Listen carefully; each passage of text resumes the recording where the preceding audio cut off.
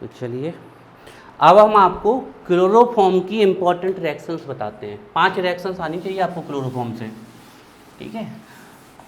पांचों के पांचों रिएक्शंस आपके एग्जाम में आई हुई हैं, ठीक है। तो देखिए क्लोरोफॉर्म CH3 की हम 5 रिएक्शंस आपको बताते हैं। तो फर्स्ट वन है, पहली रिएक्शन ये है, बहुत पूछी गई है। What happen when chloroform comes in contact of air. अगर क्लोरोफॉर्म हवा के संपर्क में आ गया तो क्या होगा? तो बहुत ही घातक परिणाम होते हैं। क्लोरोफॉर्म अगर हवा के कांटेक्ट में आ गया तो एक जहरीली गैस बनती है, उस जहरीली गैस का नाम है फॉस्जीन। तो क्लोरोफॉर्म को कभी भी खुला नहीं छोड़ सकते, नहीं तो वो वहाँ पर जहरीली गैस बना देगा फॉस्जीन, और उस गैस के कांटेक्ट में जो भी आएगा उसको दम घुटेगा, सफोकेशन होगा, बेहोश भी हो सकता है, अनकॉन्शियसनेस आ सकती है, और बहुत लंबे समय तक रहा तो डेथ भी हो सकती है आपकी। तो एक क्वेश्चन आ जाता है आपके एग्जाम में, या तो ऐसे पूछ लेगा what happen when chloroform comes in contact of air, या फिर ये हो सकता है what happen when chloroform reacts with oxygen. Air का मेन कंपोनेंट जिससे रिएक्शन होती है वो क्या है हमारी? ऑक्सीजन। तो इसका रिजल्ट ये है कि फॉस्जीन बनती है आपकी। अब फॉस्जीन ना बने, क्लोरोफॉर्म हवा के कांटेक्ट में ना आए, इसके लिए क्या क्या किया जाता है वो हम बाद में बताते हैं, पहले यहाँ पर देखिए, ठीक है ना। तो यहाँ पर हम रिएक्शन लिख रहे हैं क्लोरोफॉर्म की एयर के साथ प्लस लाइट के साथ, ध्यान रखिएगा। तो पहली रिएक्शन है एयर एंड लाइट, इसका हम क्वेश्चन भी यहीं ब्रैकेट में बना देते हैं, नोट करते चलो इसको। व्हाट, अच्छा आज एक बच्ची मिस है, दिव्यांशी, अब तक कहाँ है? तो उसको बुखार,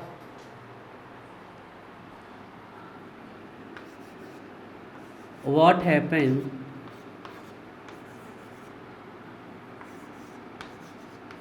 when chloroform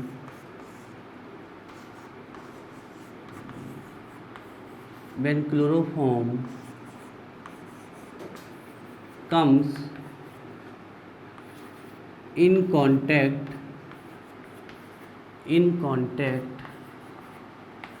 of air and light। Light भी लिखा आ सकता है, सनलाइट भी लिखा आ सकता है, ठीक है। हाँ क्या लाइट? लाइट की प्रेजेंसी में क्या होता है ना, कुछ रिएक्शंस ऐसी होती है जो हीट की प्रेजेंस में तेज़ी से होती है। तो यहाँ क्लोरोफॉर्म O2 से रिएक्ट करेगा, और अगर उसको लाइट मिल गई, हीट की प्रेजेंसी मिल गई आपकी, तो बहुत तेज़ी से रिएक्ट कर जाता है। What happen when chloroform comes in contact of air and light, ये भी आपके एग्जाम में पूछा जा सकता है। और एक क्वेश्चन और आपके एग्जाम में आ सकता है इसी में, वो भी हम लिख देते हैं, एक कन्वर्जन भी आ सकता है, ये भी आ सकता है आपके एग्जाम में, क्लोरोफॉर्म से फॉस्जीन बनाइए, ऐसा भी आपके एग्जाम में आया हुआ है। तीनों का एक ही आंसर है जो ऊपर लिख रहे हैं, अभी हम लिखने वाले हैं, क्लोरोफॉर्म टू फॉस्जीन, ये भी आपके एग्जाम में आया हुआ है। तो आपको देखो ध्यान से समझना है, जब क्लोरोफॉर्म हवा के कांटेक्ट में आता है लाइट की प्रेजेंस में, तो क्या बनने वाली है? फॉस्जीन, जो कि कैसी गैस है? पॉइजनस गैस है, वेरी वेरी पॉइजनस गैस है। तो इसका आंसर लिखते हैं हम यहाँ से, ठीक है। तो आपकी हेडिंग हो गई इतनी बड़ी, हम लिखते हैं, देखिए इसमें, when chloroform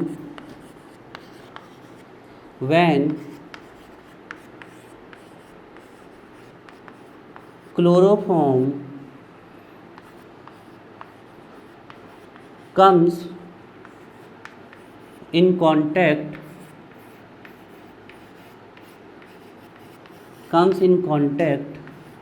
of air, air से हमारा यहाँ पर मीन है O2 से, ध्यान रखना। Air is the mixture of various gases, उसमें नाइट्रोजन भी है, O2 भी है, CO2 भी है, और भी दूसरी गैसेस हैं, लेकिन केमिस्ट्री में एयर का मतलब आप O2 ध्यान रखिए।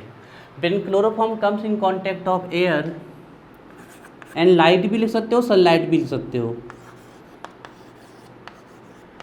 and light, then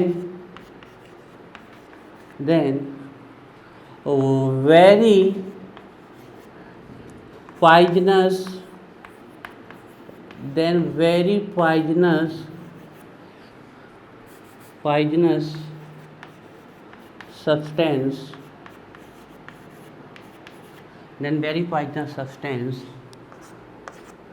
phosgene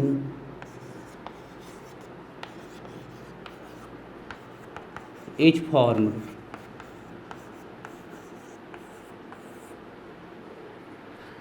comma लगाएंगे. such chloroform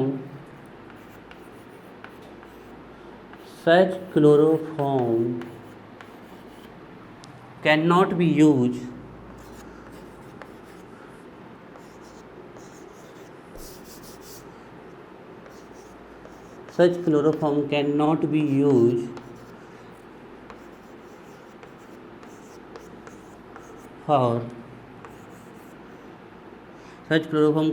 be used for medical purpose.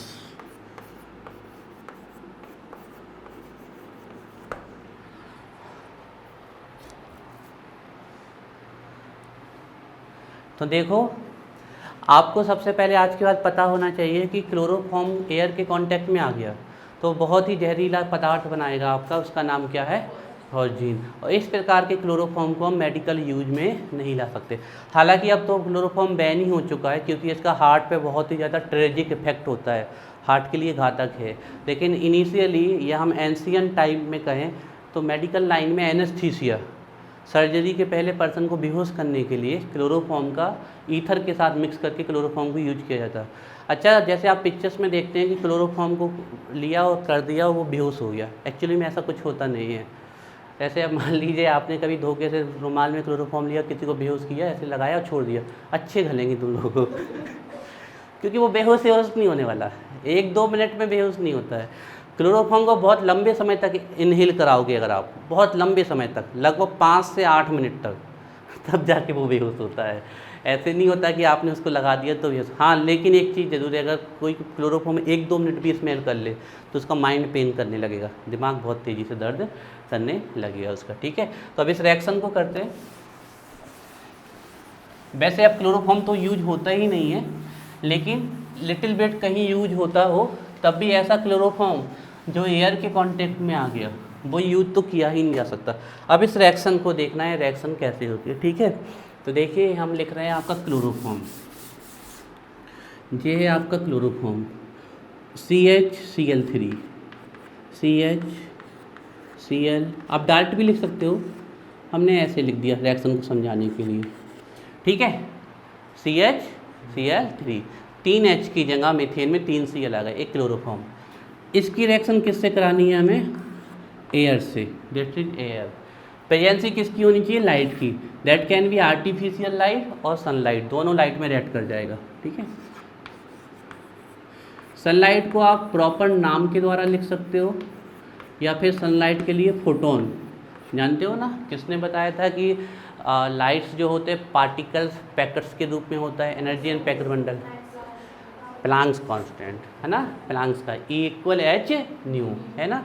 तो ये किसका सिंबल है, फोटोन का सिंबल है। तो आप फोटोन भी ले सकते हो, सनलाइट। अब बनने वाली है फॉस्जीन आपकी, वेरी पॉइजनस गैस। देखो, तो यहाँ पर रिएक्शन को सेटिस्फाई करने के लिए हम यहाँ 2 लगा देते हैं। नाम तो पता होगा इसका, क्लोरोफॉर्म। तो देखिए क्या होगी, रिएक्शन कैसे होने वाली है। देखो यहाँ ध्यान से, यहाँ से HCl निकल जाएगा। कितने HCl निकलेंगे, जितने मॉलिक्यूल आगे हैं। तो कितने HCl निकल गए, 2 HCl निकल गए हमारे। ठीक है, 2 HCl निकल गया।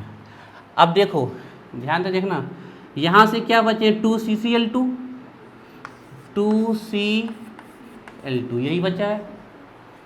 और कितने ऑक्सीजन बचे हैं,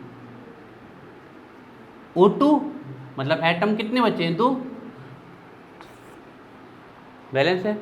तो क्या हो गया, 2COCl2, 2C है, 2O है, और एक मॉलिक्यूल के पास कितने Cl है, 2, तो 2CCl2, total reaction balance 2 carbon 2 carbon, 4 chlorine 4 chlorine, 2 oxygen 2 oxygen. तो क्या बना हमारा 2COCl2। दिस इज फॉस्जीन, ये फॉस्जीन है। और इसका केमिकल नेम भी सुनिए पहले, बाद में नोट करना। देखो इसका केमिकल नेम क्या होता है, कार्बोनिल क्लोराइड। कार्बोनिल क्लोराइड ये किसका केमिकल नेम है, फॉस्जीन का। नोट करिए रिएक्शन।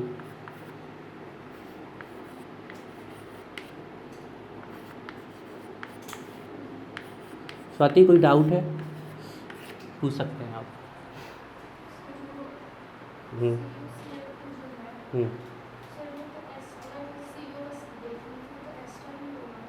CO बेस देखेंगे तो एस्टर होगा। CO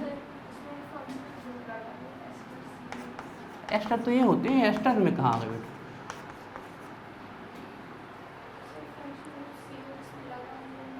फंक्शनल ग्रुप CO तो बहुत चीज़ों में होता है CO।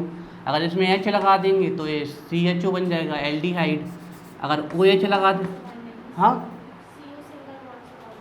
CO सिंगल बॉन्ड से बॉन्ड हो ही नहीं सकता। कार्बन की वैलेंसी 4 होनी चाहिए, कार्बन की वैलेंसी 4 होनी चाहिए और ऑक्सीजन की 2, तो ऐसा कोई मॉलिक्यूल होता ही नहीं है।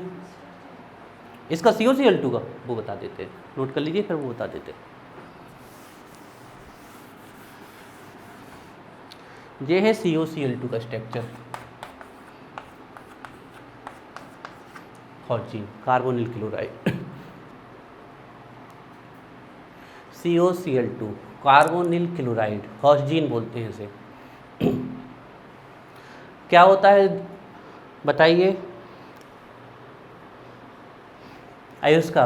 What happen when chloroform comes in contact of air, very poisonous gas phosgene is formed. Phosgene बनती है जो कि एक बहुत पॉइजनस गैस है। रिएक्शन बन जाएगी। आप सीधे भी लिख सकते थे 2CHCl3, फिर रिएक्शन समझ में नहीं आती, इसलिए हमें ये बताना पड़ा आपको।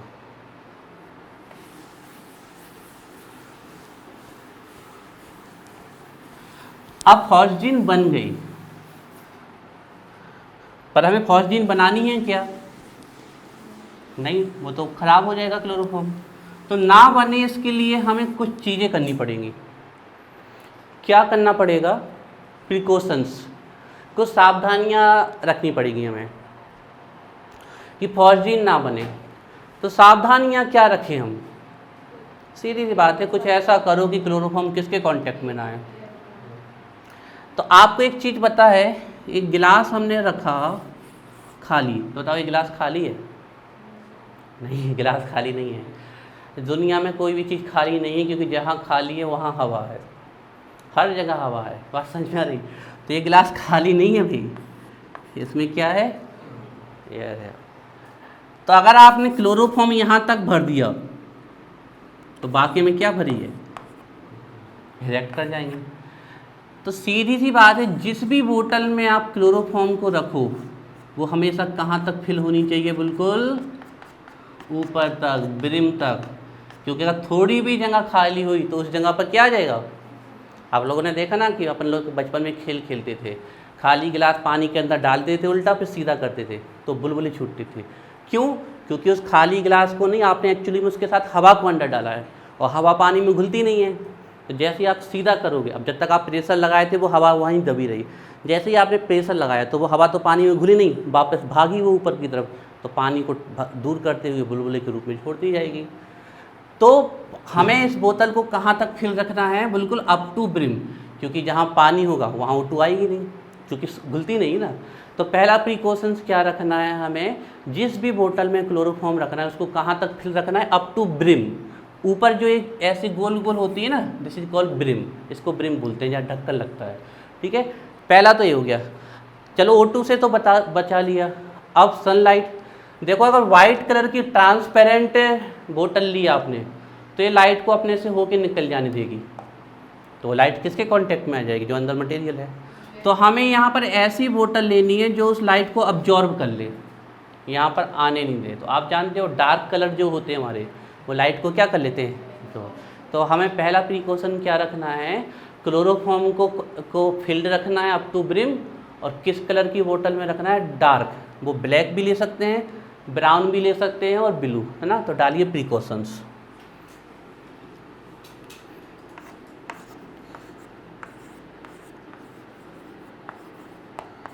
क्या क्या सावधानियां हमें रखनी है, प्रिकॉशंस। ठीक है, सीधे क्वेश्चन आता है आपके में, ध्यान रखिए। तो पहला प्रिकॉशन है आपका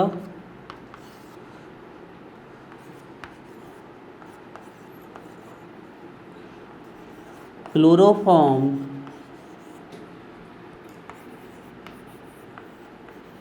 should be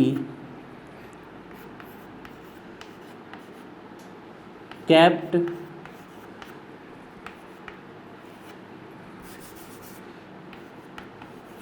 in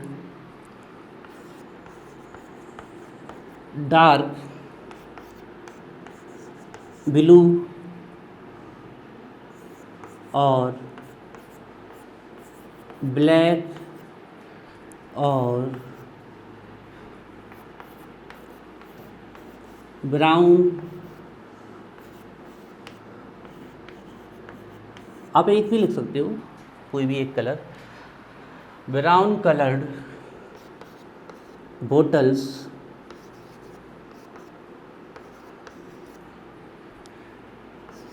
and fill up to the brim।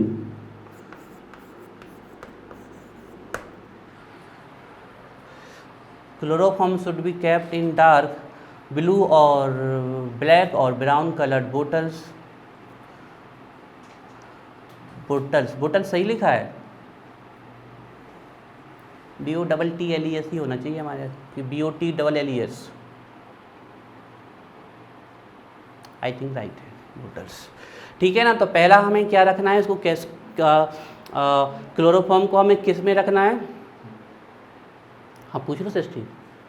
हाँ बोलो स्वाति। BO नहीं, वो नहीं होगा, ये BOTTE नहीं होगा, BOTTLES ही होगा, बोटल्स। ठीक है, चलिए। तो chloroform should be kept in dark blue और ब्लैक और brown coloured bottles and fill up to the brim. इससे वो किसको अवॉइड कर देगा, एयर के कांटेक्ट को प्लस लाइट के कांटेक्ट। तो पहला प्रिकॉशन से मतलब हमें बीमारी ना हो, इसके लिए हमें मच्छर काटे ही नहीं। तो इसके लिए बहुत सारे उपाय कर सकते हो। मच्छरदानी लगा के सो जाओ, मोर्टीन लगा दो, गुड नाइट लगा दो। लेकिन अगर हो गया मलेरिया फिर दवाई लेनी पड़ेगी। तो अभी तो हमने कौन सा प्रिकॉशन बताया कि वो बने ही नहीं, फॉस्जीन बने ही नहीं। तो इसके लिए हमने उसको कैप्ट किया डार्क बोतल में और फिल किया अप टू द ब्रिम। लेकिन अगर फॉस्जीन बन गई, अब बीमारी हो गई, अब जहरीली गैस बन गई, अब वो पूरे लैब में फैल गई है। तो अब जो बन गई है पॉइजनस गैस, कुछ ऐसा करे कि वो फिर से क्या हो जाए, नॉन पॉइजनस। मतलब फॉस्जीन तो बन गई अब आपकी, अब ऐसा कुछ करो कि फॉस्जीन नॉन पॉइजनस गैस में चली जाए। तो इसके लिए भी एक तरीका है, सेकंड प्रिकॉशन है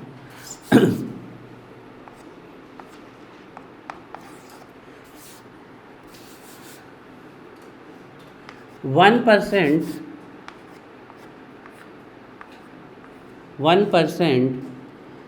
ethyl alcohol.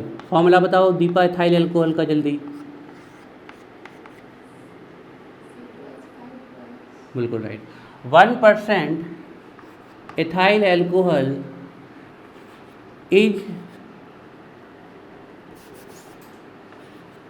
is also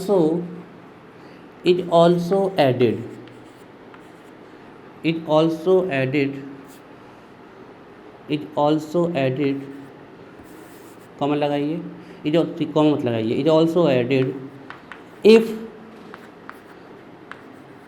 if phosgene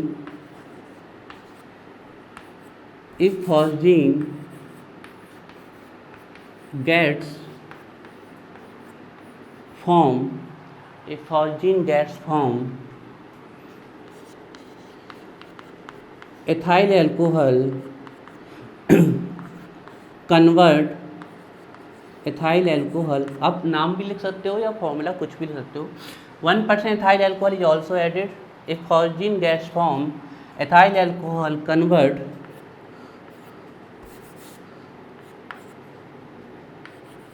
phosgene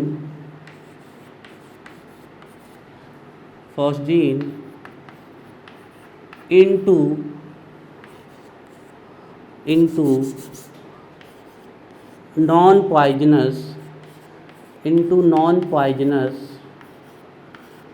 non-poisonous diethyl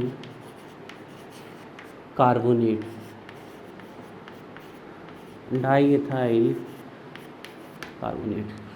तो पहला तरीका क्या किया हमने कनिष्क, कृष्णा, स्वाति, कि फॉस्जीन बने ही नहीं, इसके लिए क्लोरोफॉर्म को कैप्ट करना है डार्क कलर बॉटल में और फिल करना है अप टू द ब्रिम। दूसरा क्या, बन गई, तो वो बन जाए तो कुछ क्लोरोफॉर्म में पहले से ऐसा कुछ ऐड करके रखना है हमें कि अगर फॉस्जीन बन भी जाए तो वो उसको किस में कन्वर्ट कर दे, किसी नॉन पॉइजनस कंपाउंड में, और उस नॉन पॉइजनस कंपाउंड का नाम क्या है, diethyl carbonate. 1% ethyl alcohol is also added. If phosgene gets formed, ethyl alcohol converts phosgene into non-poisonous diethyl carbonate. देखिए तो रिएक्शन कैसे होगी, ध्यान से देखो यहाँ पर एथाइल एल्कोहल ऐड करना है हमें, C2H5OH, this is ethyl alcohol. कितना ऐड करना है, सिर्फ थोड़ा सा, 1%। अगर फॉस्जीन बन गई, फॉस्जीन का फॉर्मूला बताओ, COCl2, ये है हमारी फॉस्जीन का फॉर्मूला। अगर फॉस्जीन बन गई तो ये एथाइल एल्कोहल फॉस्जीन से रिएक्ट कर जाएगा और इस पॉइजनस सब्सटेंस को किस में कन्वर्ट कर देगा, नॉन पॉइजनस सब्सटेंस में। देखिए तो रिएक्शन कैसे होनी है, देखिए सब लोग रिएक्शन कैसे होनी है। यहाँ बैलेंसी के लिए 2 लगाएंगे, यहाँ से 2H और यहाँ से 2Cl, बताओ क्या निकल गए, 2HCl। अब बताओ यहाँ से क्या बचा, C डबल बॉन्ड O, यहाँ से Cl निकल गया और यहाँ से भी Cl निकल गया ना। अब एथिल एल्कोहल से क्या निकला, HH निकल गए, तो क्या बचे, 2C2H5O। तो एक C2H5O यहाँ लिंक कर दो और एक C2H5O यहाँ लिंक कर दो। देखो अब समझा दें, यहाँ से 2H निकल गए और यहाँ से 2Cl, बचा क्या, OC2H5।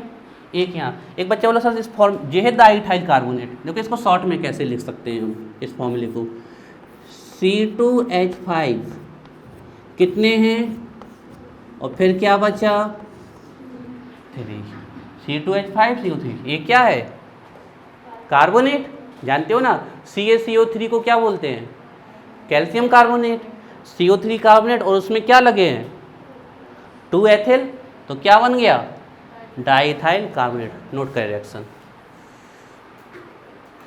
ये पहली रिएक्शंस हो गई आपकी क्लोरोफॉर्म की, डाइथाइल कार्बोनेट।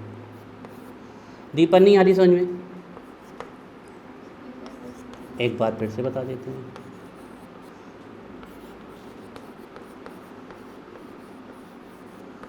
देखो सबसे पहले दीपा हमने क्या बताया कि क्लोरोफॉर्म अगर हवा के कांटेक्ट में आएगा सनलाइट की प्रेजेंस में तो क्या बनती है हमारी, पॉइजनस गैस। उस पॉइजनस गैस का नाम क्या है, फॉस्जीन, यही लिखी थी हमने रिएक्शन, 2CsCl3। अब एक गैस ना बने इसलिए इस क्लोरोफॉर्म को कहाँ रखना है हमें, डार्क कलर की बोतल में, और कहाँ तक फिल रखना है, अप टू ब्रिम तक। तो पहला प्रिकॉशन यही था। मान लो ये बन गया तो इसमें क्या ऐड कर देना है, 1% एथाइल एल्कोहल। तो ये बन गई पॉइजनस गैस, तो इसमें क्या ऐड कर दिया, एथाइल एल्कोहल। यहाँ से 2H और यहाँ से 2Cl, 2H और 2Cl, 2HCl।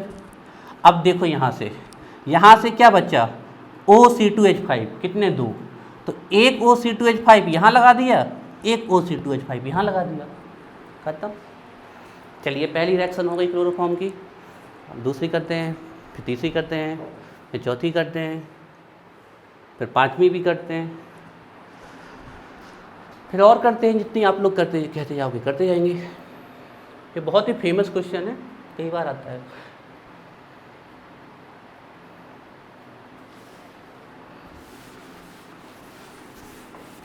आप लोग इनको पढ़ना बार बार, हम इनको बार बार रिवाइज कराएंगे। दोनों लोग मिलके मेहनत करेंगे तो आपको भी याद हो जाएंगे, हमें भी याद हो जाएंगे, दोनों लोगों को याद हो जाएंगे। फिर कोई भी पूछेगा तो अपन बता देंगे।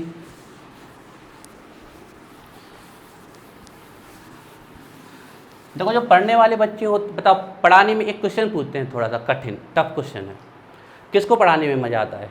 जो बच्चे पढ़ते हैं कि जो बच्चे नहीं पढ़ते हैं? बहुत सोच के देना जवाब, क्वेश्चन सरल है लेकिन कठिन है।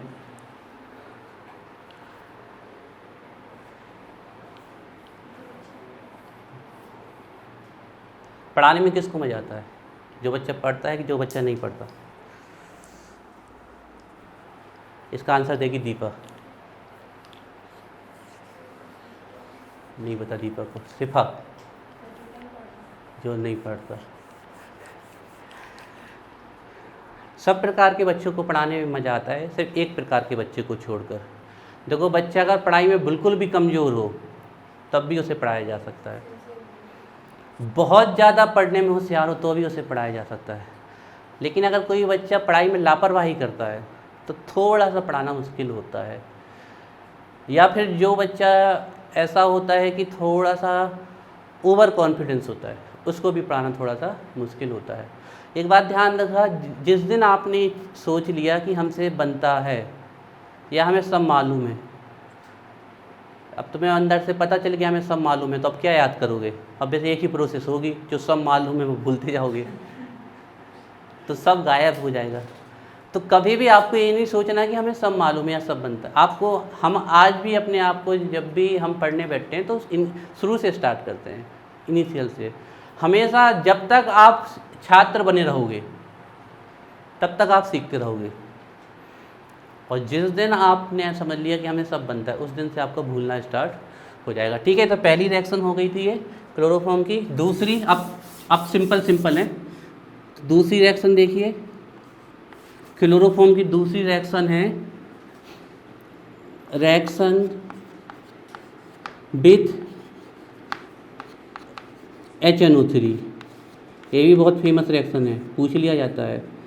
क्या होता है जब क्लोरोफॉर्म HNO3 से रिएक्ट करता है? कन्वर्जन में कैसा आया है? कन्वर्जन में ऐसे आया है, क्लोरोफॉर्म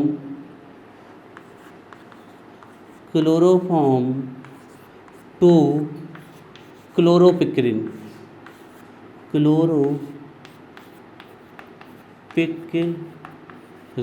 ये आपके एग्जाम में क्वेश्चन आ चुका है। सीधे भी पूछ सकते हैं, what happen when chloroform react with HNO3। ऐसे भी पूछ सकते हैं, क्लोरोफॉर्म से क्लोरोपिक्रिन बनाइए। तो देखिए ये है हमारा क्लोरोफॉर्म CH Cl3, इसकी रिएक्शन करनी है हमें नाइट्रिक एसिड मतलब HNO3 से। तो HNO3 से हमें इसकी रिएक्शन करनी है। देखते जाना HNO3 लिखा है कि नहीं। इजेटा HNO3 है ना, HNO3। तो देखिए कुछ नहीं होना है, यहाँ से निकल जाना है H और यहाँ से निकल जाना है OH। क्या निकल गया? H2O। वहाँ से क्या बचा? CCl3, yes. और यहाँ से क्या बचा? बताओ, ये क्लोरोफॉर्म है और वहाँ क्लोरोफॉर्म में क्या जुड़ गया? NO2 को क्या बोलते हैं? नाइट्रो। तो ये है क्लोरोफॉर्म और यहाँ क्लोरोफॉर्म में क्या जुड़ गया? नाइट्रो। तो इसको बोलते हैं nitrochloroform. This is called nitrochloroform. और नाइट्रोक्लोरोफॉर्म का ही नाम है क्लोरोपिक्रिन। नोट कर लीजिए।